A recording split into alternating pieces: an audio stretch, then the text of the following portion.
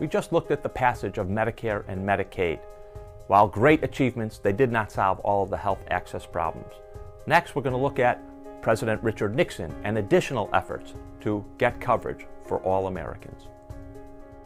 In 1973 and 1974, an unlikely triumvirate appeared in Washington advocating for universal health care coverage. Richard Nixon was president, and he recognized the importance of health insurance, a long-standing interest of his.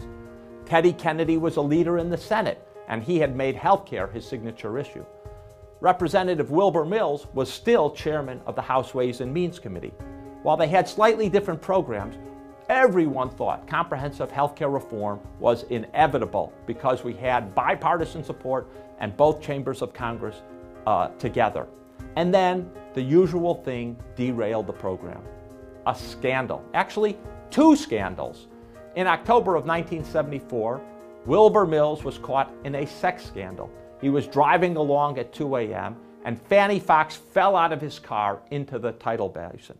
Fanny Fox was an exotic dancer, and Wilbur Mills was forced to resign as chairman of the House Ways and Means Committee. Simultaneously, Watergate was breaking out and ended Richard Nixon's political career. And poof, healthcare reform went up. It didn't come back on the national agenda until 1991. Senator John Hines of Pennsylvania died in a freak airplane accident. A special election was called. The Republicans were running Dick Thornburgh, the Attorney General, and the Democrats chose Harris Wofford, a very impressive civil rights person, but unknown. And he actually was 40 points behind Dick Thornburgh in the race. At one cocktail party, a doctor came up to Harris Wofford and said, "You know, your forebears, lawyers, crafted the Constitution, and in it they put a lot of legal protections, including the right to a lawyer. If my forebears, if doctors had written the Constitution, they would have included the fact that the sick have a right to a doctor."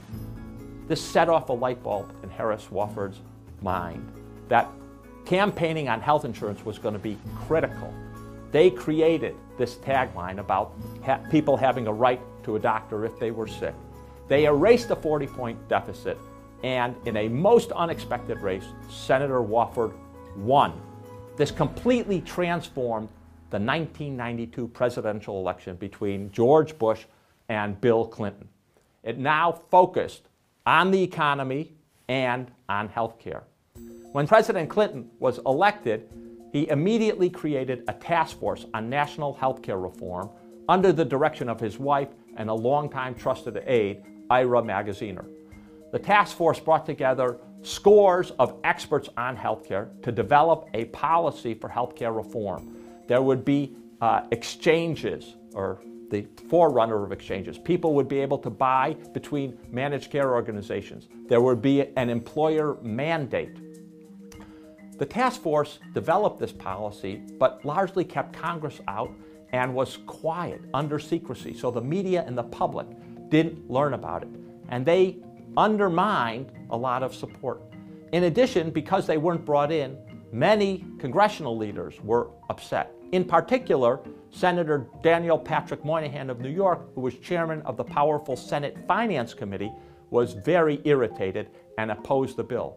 Simultaneously, unfortunately, the chairman of the House Ways and Means Committee, Daniel Rostenkowski, got into a scandal about his mailing privileges and ghost workers. Republicans, who initially supported the reform effort, began to attack it as complicated. Business, who initially was also supportive because high healthcare costs were taking a toll on them, also thought that they could control costs better and abandoned the president. The healthcare reform bill proposed by President Clinton never came to a vote in Congress and never got out of committee.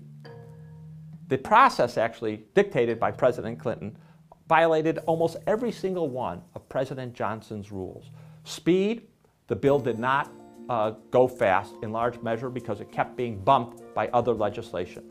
Keep the economists quiet. In fact, the economists ruled high costs from the bill.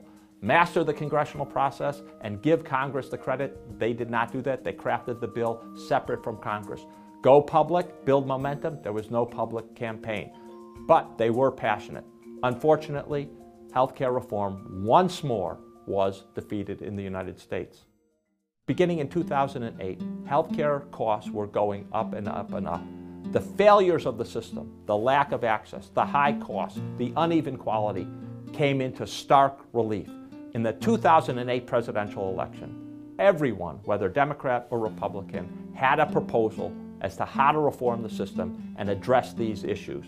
Was that proposal, was that moment in history going to go poof, up in smoke again? Or were we finally going to get comprehensive healthcare reform legislation? How did it happen? That's what we'll begin with in our next course on the Affordable Care Act. In it, we'll discuss how the Affordable Care Act got passed, what's actually in the legislation, how it reforms the currently complex, incoherent system, and what that will mean for the whole healthcare system going forward. We'll hope you join us for this next course.